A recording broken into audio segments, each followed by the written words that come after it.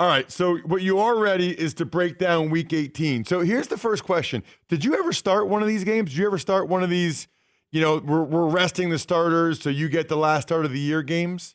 Yeah, two actually. It's wild. My first start ever was against the San Diego Chargers. It was 2013, I think. It was our first year, Andy Reid Chiefs.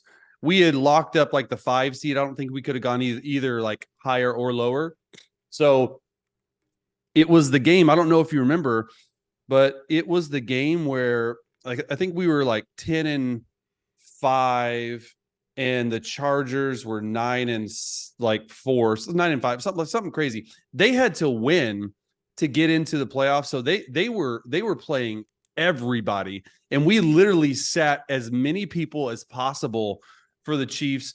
We ended up kicking a 40-yard field goal with no time to win the game. The kicker missed it. We went to overtime and they actually beat us in overtime on this like crazy 4th and 15 play to actually get into the playoffs. So it was cool to go into San Diego and almost beat Phillip Rivers and the Chargers starters when I was there. So it was interesting, and that's what a lot of these people understand. Like I got a graphic from NFL Network sent to me about all the backup quarterbacks that are going. And I sent a tweet out and I was like, hey, this is electric. And it was like Blaine Gabbert versus Easton Stick. And look, it's just like I actually enjoy it because it's a great opportunity for people and guys who have been backup quarterbacks to show what they got. And this game to these guys means a lot.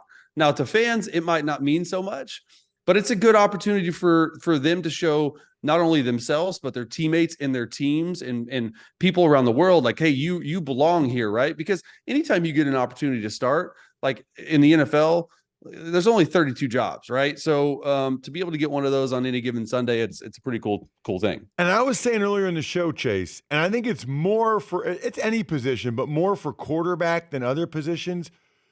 Do you guys have like an equation? Because I'm buddies with some backup quarterbacks, like Chad Henne's from my hometown, right? Yeah. And I'm convinced, right? If you start one game and play well, that adds like you're good for the next 2 years. Like you start one game, you play Maybe well. 3 years. Yeah, you get 2 or 3 years out of that. Yeah.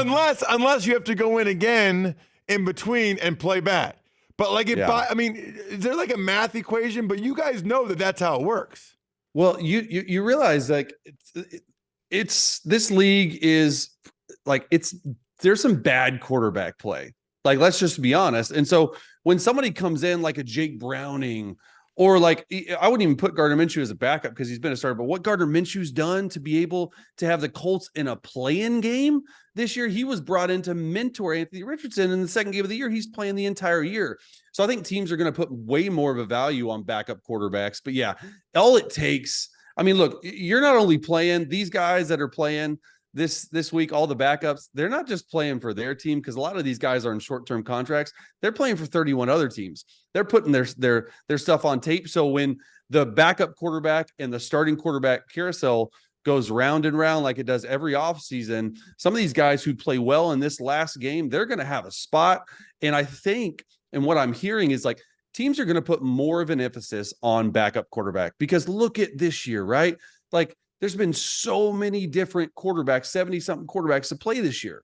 And so I think you not only need a number one, but teams are going to spend to be able to get a number two. And those number twos at the top of the list, they're going to go fast and they're going to go for a lot of money, over $5 million on a yearly salary. But it's worth it for teams like the Bengals. Like they didn't make the playoffs, but to have Jake Browning, no one in their right mind thought Jake Browning was going to play well and put them in a position to even remotely have a shot at the playoffs. And look at what he's done this year. He's made himself a lot of money and extended his career at least 3 years, in my opinion.